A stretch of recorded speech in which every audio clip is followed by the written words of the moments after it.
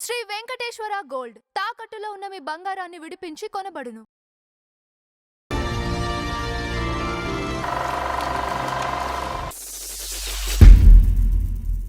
నమస్కారం నంద హరిచంద్రరావు గారు. నమస్కారం అంజబాబు గారు. తొలితరం దర్శకులు ఆ, సి పుల్లయ్య గారు, అవును. అంటే మేసాల పుల్లయ్య గారు. గంభీరమైన పేసాలు, ఆ, గంభీర ముద్ర. అదే అదే ఆ మేసాల పుల్లయ్య గారు మహాదర్శకుడు, లవకుశ. Correct, Lavakusa correct. ఇక అసలు ఆ ఒక్క సినిమా చాలు ఆయన జీవితానికి, అవునవునండి, మన జీవితానికి కూడా. Correct correct. ఆ, మరి ఆయన కుమారుడే సిఎస్ రావు గారు. అవునవును. సో ఈ రోజు సిఎస్ రావు గారి గురించి ఆయన గురించి కూడా చెప్పుకున్నాం, ఎందుకంటే తండ్రి గురించి చెప్పుకున్నాం కాబట్టి. అవును అవును. ఇప్పుడు ఇవాళ ఇది గురించి చెప్పుకున్నాం. Done, done. అసమాన దర్శకుడి కుమారుడు సిఎస్ రావు గారు ఉమ్, అనాథగా మరణించాడు. ఉమ్, ఇది క్యాప్షన్. ఓకే. దయనీయమైన ఉమ్, 1924లో కాకినాడలో పుట్టాడు ఈయన, ఉమ్, సిఎస్ రావు గారు. ఉమ్, శేషరావు పుట్టిన తర్వాత ఏం చేశాడంటే, కొంత పెరిగిన తర్వాత బాలనటుడుగా తండ్రి దర్శకత్వంలోనే నటించాడు. ఉమ్, బాలనటుడుగా అనసూయ, ఇంకేదో చిత్రం ఉంది, 2 చిత్రాలు. పత్ని, కేఎస్ ప్రకాశ్రావు గారు పత్నిలో కూడా, కేఎస్ ప్రకాశ్రావు గారు హీరోగా చేసిన పత్ని చిత్రంలో కూడా ఈయన ముందు నటుడుగా స్టార్ట్ చేశారు కెరీర్. ఆ. నటుడుగా స్టార్ట్ చేశాడు, బాలనటుడుగా కొన్ని చిత్రాలు, 7-8 చిత్రాలు చేశాడు ఆయన. ఉమ్, ఈ 3 చిత్రాలు నాకు తెలిసిన చిత్రాలు చెప్తున్నాను. ఓకే ఓకే అనసూయ, ధ్రువ విజయం, పత్ని అనుకుంటా, 3 చిత్రాలు. ఓకే. ఈ తర్వాత కొంచెం పెరిగిన తర్వాత ఈయన ఏం చేశాడంటే, జెమినీ స్టూడియోలో ఎస్ రామనాథన్ అని cinema photographer, cameraman cum director, um, Hindi చిత్రాలు కూడా తీశాడు రామనాథన్, అమితాబ్ బచ్చన్. ఓకే. ఆ, ఆయన దగ్గర కెమెరా అసిస్టెంట్గా చేరాడు సిఎస్ రావు గారు ఆ, ఫస్ట్ ఉమ్, జెమినీ స్టూడియోలో. ఓకే. జెమినీ స్టూడియోలో చేసిన ఏం చేద్దంటే, జెమినీ స్టూడియోకు అప్పుడు బాగా పాపులర్ కదా, ఉమ్, ఆయన దగ్గర చేరాడు. పుల్లయ్య గారు డైరెక్టర్ కాబట్టి, మూకీ చిత్రానికి డైరెక్టర్ కాబట్టి తెలుసు కాబట్టి, ఇంట్రొడక్షన్ ఉంటే చాలు చేరిపోతాడు. ఉమ్, కొంతకాలం చేసిన తర్వాత ఇక తండ్రి దగ్గర అసిస్టెంట్ డైరెక్టర్గా చేరాడు. ఉమ్, తండ్రి దగ్గర చేరిన తర్వాత శిక్షణ పొందాడు. శిక్షణ పొందిన తర్వాత ఫస్ట్ తమిళ పిక్చర్స్ డైరెక్ట్ చేశాడు ఈయన, 2. ఉమ్, పొన్ని అనేది ఒకటి, ఇంకోటి ఏదో సినిమా, 2 సినిమాలు డైరెక్ట్ చేశాడు ఈయన. ఉమ్, డైరెక్ట్ చేసిన తర్వాత ఈయన గురించి తెలిసి నచ్చిన, సి పుల్లయ్య గారు అబ్బాయి నచ్చిన కన్నాంబ గారు, కడారి నాగభూషణం గారు, వాళ్ళ అమ్మాయి, పెంపుడు అమ్మాయి రాజరాజేశ్వరిని ఇచ్చి ఈయనకి పెళ్లి చేశారు, సిఎస్ రావు గారికి ఇచ్చి. ఉమ్, ఉమ్, అంటే కన్నాంబ గారికి అల్లుడయ్యాడు. కన్నాంబ గారు టాప్ హీరోయిన్, ఆ, ఏమండి. ఆ. కడారి నాగభూషణం గారు డైరెక్టరు. వాళ్ళిద్దరికి పెంపుడు కుమార్తె రాజరాజేశ్వరి. ఎందుకంటే రాజరాజేశ్వరి ఉపాసకురాలు కన్నాంబ గారు అవును, కాబట్టి ఆవిడకి ఆ పేరు పెట్టారు. ఆ కంపెనీ పేరు కూడా రాజరాజేశ్వరి ఫిల్మ్స్ అని. అవును. అయితే సిఎస్ రావు గారికి ఇచ్చి పెళ్లి చేశారు. ఉమ్. వాళ్ళకి మరి అంతకుముందు కనెక్షన్ ఉందో ఏమిటో మరి తెలియదు, ఉమ్, ఏమండి. ఉమ్, పెళ్లి చేసిన తర్వాత వాళ్లే సినిమా తీశారు ఈయన తెలుగు సినిమాకి. ఫస్ట్ శ్రీకృష్ణ తులాభారం అనే సినిమా ఈయన తీశారు. వాళ్ళ బ్యానర్లు. వాళ్ళ బ్యానర్, రాజరాజేశ్వరి ఫిల్మ్స్ బ్యానర్లోనే ఓకే. శ్రీకృష్ణ తులాభారం అని ఉమ్, సినిమా తీశారు. ఆ తర్వాత ఇక ఆయన సిఎస్ రావు గారు అది కానీ ఆ శ్రీకృష్ణ తులాభారం తీసినప్పుడు ఈయన ఏం చేశారంటే, ఈయన కొంచెం మొండిగట్టం, ఎవరి మాట వినే రకంగా సిఎస్ రావు గారు. ఉమ్, నేను ఎడం చేత్తో డైరెక్ట్ చేస్తాననేవాడు. ఆయన ఆయన మాటలు అలా ఉంటాయి. ఆ, ఘంటసాల గారు పాపులర్ ప్లేబ్యాక్ సింగర్ ఆ రోజుల్లో. ఏది, ఈ సినిమా తీసే నాటికి ఘంటసాల గారు ప్లేబ్యాక్ సింగర్. ఘంటసాల ఓకే. ఈయన ఎవరిని పెట్టాడు, ఈయన ఇక్కడ సినిమాలో శ్రీకృష్ణ తులాభారంలో డ్రామా ఆర్టిస్టులను తీసుకొచ్చాడు, స్టేజ్ ఆర్టిస్టులని. పి సూరిబాబు, ఉమ్, పి సూరిబాబు ఆయన పద్యాలు బాగా పాడతాడు. ఓకే. ఎస్ వరలక్ష్మి, ఉమ్, వాళ్ళ పాత్రధారులను వాళ్లే పద్యాలు పాటలు పాడుకునేటట్టుగా ఆయన ఇచ్చేశారు. వద్దన్నారు అందరూ. ఉమ్, ఇప్పుడు సినిమా అంటే సినిమా తీయాలి. ఘంటసాల గారు పాపులర్గా ఉన్నారు కదా, పద్యాలు అవి బాగా పాడతాడు ఆయన అంటే, నో, సూరిబాబు పాడాల్సిందే, ఎస్ వరలక్ష్మి పాడాల్సిందే అని చెప్పేసి వేశారు. ఆ, సినిమా రిలీజ్ అయింది. రిలీజ్ అయితే నాటకం లాగా ఉందన్నారు సినిమా. ఓకే. ఆ, నాటకం ఉంది అంటే ఆ తర్వాత ఇక ఆ, సినిమాలు సరే, ఏదైనా పాపులర్ డైరెక్టర్ సినిమా కాబట్టి ఇక సినిమాలు ఉమ్, మొదలెట్టారు. ఉమ్, మొదలెట్టిన తర్వాత ఇక సినిమాలు, ఫస్ట్ సినిమా ఎన్టీ రామారావు గారితో అన్నా తమ్ముడు అనే సినిమా తీశాడు. ఉమ్, ఫస్ట్ సినిమా అన్న తమ్ముడు అనే సినిమా తీశాడు. అన్న తమ్ముడు అనే సినిమా తీసిన తర్వాత వరుసగా ఇక ఎన్టీఆర్ గారికి ఎక్కడ ఈయనకి ఇది వచ్చిందంటే లవకుశ సినిమా తీశారు కదా, లవకుశ అప్పుడు ఆయనకి 58లోనే స్టార్ట్ చేశారు లవకుశ, చెప్పాగా. అప్పుడు అనారోగ్యం వచ్చినప్పుడు సి పుల్లయ్య గారు మరణించినప్పుడు శేషరావు గారు డైరెక్ట్ చేశారు పోర్షన్ అంతా. వచ్చినప్పుడు ఆయన మీద ఇంప్రెషన్ ఉంది ఎవరికి, మన రామారావు గారు. సో అక్కడి నుంచి ఎన్టీ రామారావు గారితో హైయెస్ట్ నెంబర్ ఆఫ్ పిక్చర్లు చేసిన డైరెక్టర్ అప్పట్లో. దాదాపుగా ఒక 18-22 సినిమాలు ఎన్టీ రామారావు గారితో తీశారు. సిఎస్ రావు గారు శభాష్ రాముడు, ఏమండి, జీవిత చక్రం, తర్వాత టైగర్ రాముడు, కంచుకోట, ఇలాంటి సినిమాలన్నీ ఆయన డైరెక్ట్ చేశాడు. ఇక నాగేశ్వరరావు గారితో తక్కువ తిన్నాడు ఆయన. అభిమానం, శ్రీకృష్ణమాయ, గోవుల గోపన్న, తర్వాత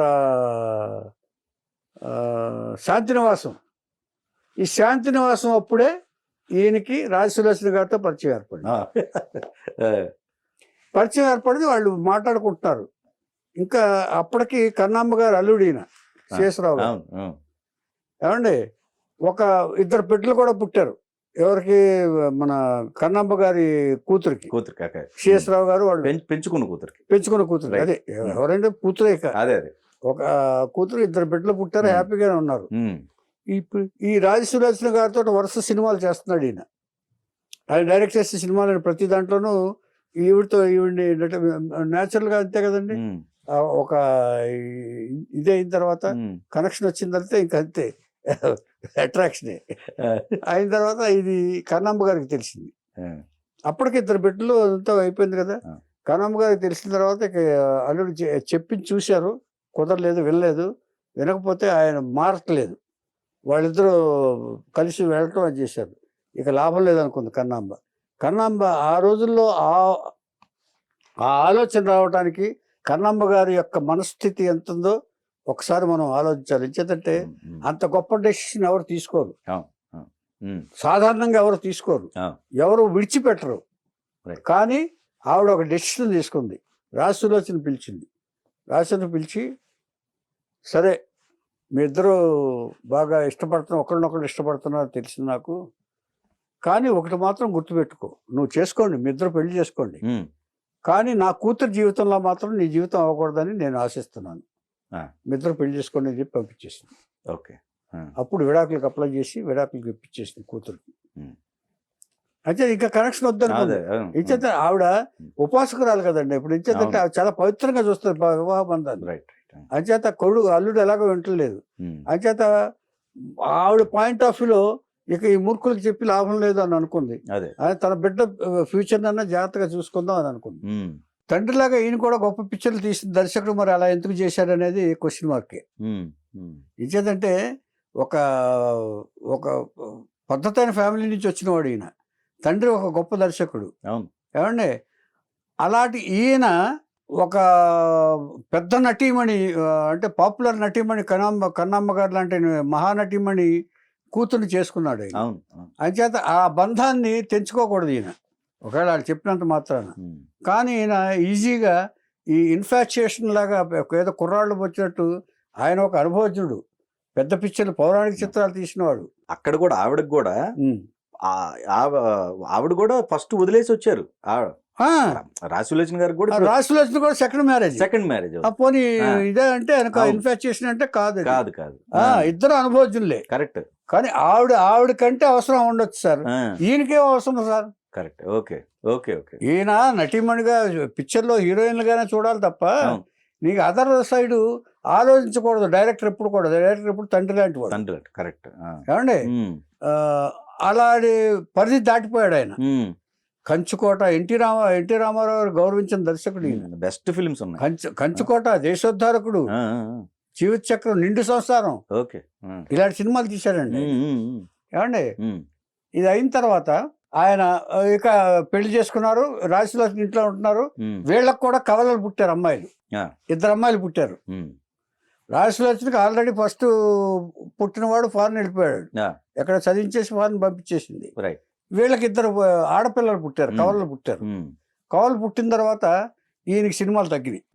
రాశిలోకి వచ్చిన తర్వాత అంటే అప్పటికే దాదాపుగా సినిమాలు కొత్త కొత్త డైరెక్టర్లు వచ్చేస్తున్నారు. అప్పుడు 65, 66లో వస్తున్న కొత్త డైరెక్టర్లు వచ్చేసి మన పాత డైరెక్టర్లు అంటే వీళ్ళు పౌరాణికల్లో బాగా ఇది కదా ఇది అంచేత కొత్త డైరెక్టర్లు వచ్చి డామినేట్ చేసేస్తున్నారు, వాళ్ళు ఆక్యుపై చేసేస్తున్నారు ప్లేస్ని. అప్పుడు ఈయన సినిమాలు తగ్గిన తర్వాత అప్పట్లో రెమ్యునరేషన్స్ ఏముంటాయంటే అంటే ఒక విధంగా ఇప్పుడున్నంత ఇది ఉండదు. క్రమంగా ఆర్థిక ఇబ్బందులు సిఎస్ రావు గారిని వెంటాడిని. అప్పుడు ఈవిడ రాశిలోచన గారి మీద ఆధారపడాల్సి వచ్చింది. అలవాట్లు మానవు కదా ఆయన హ్యాపీగా కంప్లీట్గా బాగా తినటం, ఇచ్చేయటం, రెస్ట్ తీసుకోవటం ఈయన అలవాటు అయిన బాగా. రాయల్ అలవాట్లు ఉంటాయి కదా ఆయన సిఎస్ రావు గారికి, అలవాట్లు మానుకోలేకపోయాడు ఆయన. ఆర్థిక ఇబ్బందులు వచ్చినాయి, ఇక డిపెండ్ అయిపోయింది.